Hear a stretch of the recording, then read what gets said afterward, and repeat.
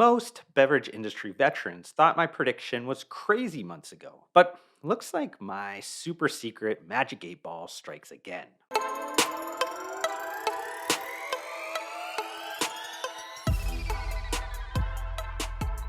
Everyone, be honest in the comments below. When I started off that March 14th Bang Energy bankruptcy prediction content with, if it ends up becoming true, this will go down as one of the biggest FU business moves of all time. Did you really believe my detailed reasoning throughout that content for why I thought Monster Beverage would end up acquiring the bankrupt assets of Bang Energy? Don't be shy, I promise I won't hold it against you. But while I've already started to take my prediction victory lap, there's still a few legal hurdles and unknowns left that I want to talk about in this Bang Energy bankruptcy update content. Firstly, let me explain why debtors entered into an asset purchase agreement with a new subsidiary created by Monster Beverage called Blast Asset Acquisition LLC on June 28th, but Monster Beverage didn't really release a public statement on the intended transaction until July 3rd. The reasoning is actually tied to another prediction I made within the last Bang Energy bankruptcy update content on June 19th. Something I hadn't noted in the earlier content was the potential regulatory hurdle that Monster Energy would face because of its market leadership position in the US energy drinks market. So, with the current chair of the Federal Trade Commission wanting to diligently review all mergers for antitrust concerns, that's where my game theory brain is taking me at the current time to explain the Bang Energy auction announcement delay. But in the evening of June 30th, before an important deadline that would have caused an immediate liquidation of Bang Energy's assets, the FTC gave an early termination notice that allowed the sale transaction and settlement agreement to continue with Monster Beverage. The final legal hurdle will be on July 12th, at which hearing the debtors will seek court approval of the sale of substantially all of the assets to Blast Asset Acquisition LLC in accordance with the asset purchase agreement. I'll get to some insightful points on that asset purchase agreement next, but if Monster CEO Rodney Sachs was fighting Bang founder Jack Oak in an energy drinks version of Mortal Kombat, this would be the moment when the video game flashes flawless victory and finish him. While hate might be a strong word, Rodney Sachs very much dislikes Jack Oak. Yes, the legal battles between the companies are legendary, with the most famous being the $293 million lawsuit won by Monster that was tied mostly to the super creatine false advertising, but also unfair business trade practices and the recruitment of former employees to learn about its trade secrets. But Jack Oak also used Trump like insult tactics, publicly calling Rodney Sachs Rotten Rodney. So, yes, there are certainly value accretive business reasons why Monster Beverage would acquire Bang Energy, including the massive state of the art manufacturing facility near Phoenix that could produce a substantial amount of Monster's US volumes. But all of that can still be emotionally motivated and wrapped up in an ultimate kind of fuck you power move. And on May 22nd, when I last talked to Jack Oak on camera, he had a noticeably different demeanor when it came to Monster. I know it's tough to see maybe the positives of like what Monster could do with your brand, but have you even tried to think about maybe the positive of that at all? Absolutely, because we're in a critical situation right now. I think Monster is in the driver's seat in the sense that if they buy it, in a sense, they already have a $500 million credit. And to get a Yeah. brand that I believe they could put into the Coke system and Monster system and turn it to 5 billion in sales very easily because they have the economy of scales. The trucks are going into the stores, and so the only thing they would have to do is tell the sales guys that. Look, just, you have 3 rows of Monster, put 3 rows of Bang, and we'll double your commission. And what sales guy wouldn't Yeah. be up all night? Sales guys are racehorses to try to do that.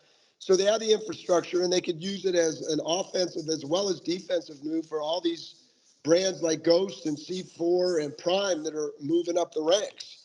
because again, Yeah. it's all about distribution. And let's face it, Coke and Monster, besides Red Bull, have the best distribution. But barring some outlier reason that would almost certainly cause an immediate liquidation of Bang Energy, Monster Beverage is the new owner of the company's intellectual property, goodwill, about $250 million in wholesale revenue, producing DSD and retail relationships, everything involved with the manufacturing and distribution facilities, even though some of those have been sold with or without a leaseback agreement, an owned DSD network, but from what I've heard, Huron Consulting recently cut that, and then human capital.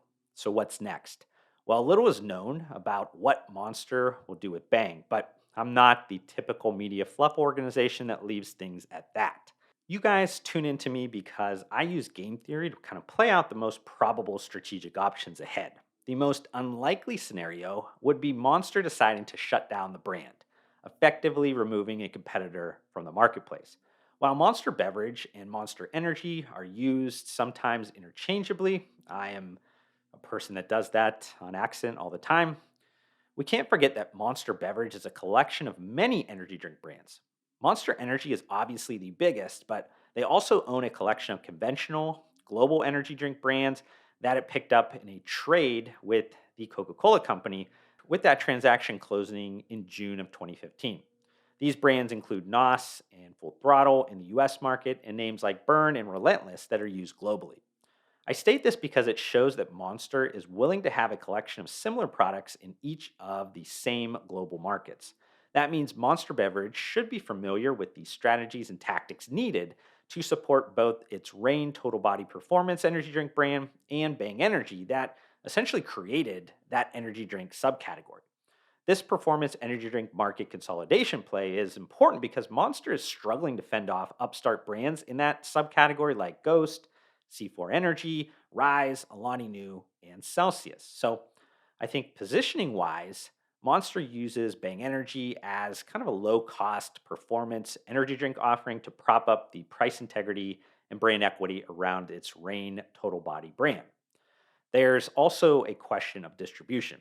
Does Bang Energy move into the Coca Cola DSD trucks, or does Monster separate it out and utilize independent DSD networks like it does with its Canarchy craft brewery division and then its new brand incubator Monarchy? While Monster stabilizing total distribution points paired with the Coca Cola DSD play would materially boost Bang Energy's sales instantly, I think utilizing independent DSD networks is a better long term risk hedge. Yes, Monster and Coke are making magic together, but I've stated for years that I don't think the Coca Cola Company is content with only having a minority interest in Monster Beverage Corporation. So remember, Coca Cola can't acquire or develop any energy drink brands with its perpetual exclusivity clause in the Monster Beverage ownership. So until they can either renegotiate that contract or kind of wholly own Monster, which would be highly unlikely now in the result of the largest, I think, food or beverage CPG industry acquisition in history, Coke is kind of shit out of luck on participating more broadly in the massively growing energy drinks market. But beyond the potential market moves, a lot will change internally at Bang Energy as it would be a bolt on acquisition for Monster, thus creating massive cost synergies. Now, that's good news for Monster Beverage stockholders, but usually not so much to human capital, aka the employees. The asset purchase agreement does not guarantee any employment contracts. And I saw somewhere that Bang currently has around 700 employees. And my guess is a fair share of those work inside facilities that are included in the asset purchase agreement and will stay operational. As for corporate or kind of field employees, I can't say definitively what will happen next, but you almost always have major resource duplication at all layers of the business, and that would obviously result in job losses.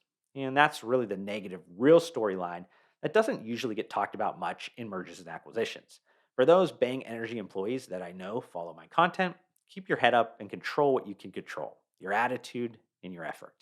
But I just want to kind of end with some quick final thoughts. The rise and fall of Bang Energy will certainly be a story that Harvard Business School will try to kind of distill down into a case study for learning purposes.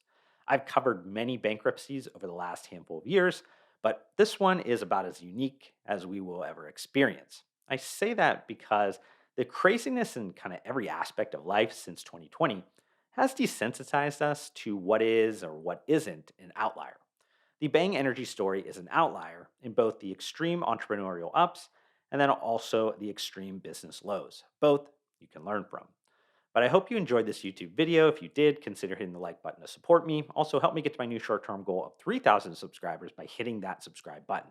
I'd love to see you join me on this journey, but we need to fix the fact that basically 80% of you that are watching this YouTube video right now are not subscribed to my channel, and that makes me extremely sad. But I do want to thank you for tuning in, and I'll see you in the next one.